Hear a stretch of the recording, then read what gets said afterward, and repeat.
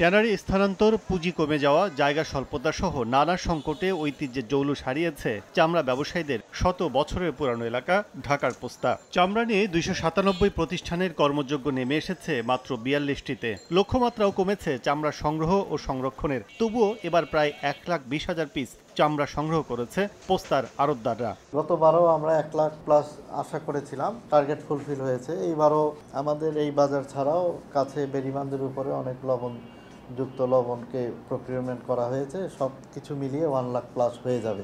অন্যদিকে বিস্তৃত পরিসর হওয়ায় চামড়া সংরক্ষণের সক্ষমতায় গতি বেড়েছে হেমায়েতপুরে। প্রায় 6 লাখ পিস চামড়া সংগ্রহ ও সংরক্ষণের ব্যবস্থা করা হয়েছে ঈদ মৌসুমে। আর ঢাকায় চামড়া আসতে না দেয় সরকারি সঠিক সিদ্ধান্তে অতিরিক্ত চাপ না থাকায় কোনো আড়তেই অরাজকতা হয়নি চামড়া নিয়ে। সাভার ট্যানারিতে 6 লক্ষ পিস সংগ্রহ করার টার্গেট ছিল। এখন পর্যন্ত আমরা খবর পেয়েছি 4 লক্ষের উপরে গিয়েছে এবং আরও চামড়া আসছে। এবং আমাদের ট্যানারিতে আপনি দেখছেন ব্যবস্থাপনা খুব সুন্দর আমরা করেছি। স্বাস্থ্য এবং স্বাদের মধ্যে চমৎকার একটা ব্যালেন্স করে পীর প্রিমিয়াম আয়োডাইজড লবণ। এদিকে কদিন পরেই লবণজাত চামড়ার প্রক্রিয়া শুরু হবে হেমায়েতপুরের শিল্পনগরীতে। অনেক প্রতিষ্ঠানই কমপ্লায়েন্সে এগোচ্ছে বলে পর্যবেক্ষণ শিল্প মন্ত্রণালয়ের। শিল্প সচিব জানান, আগের চেয়ে মানে অনেকটাই ভালো অবস্থানে রয়েছে কেন্দ্রীয় বর্জ্য শোধনাগার। সিটিপির যে মডিউলগুলো, এগুলো সবগুলোকে ওভারহোলিং করা হয়েছে। 7-8 ফিট স্লাস ছিল, সেগুলোকে আমরা সরিয়েছি।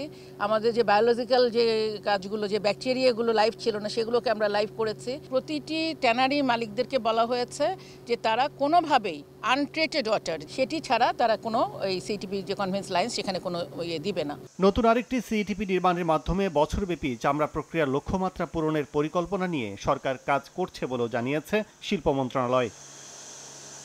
কাজল আব্দুল্লাহ, সময় সংবাদ, ঢাকা।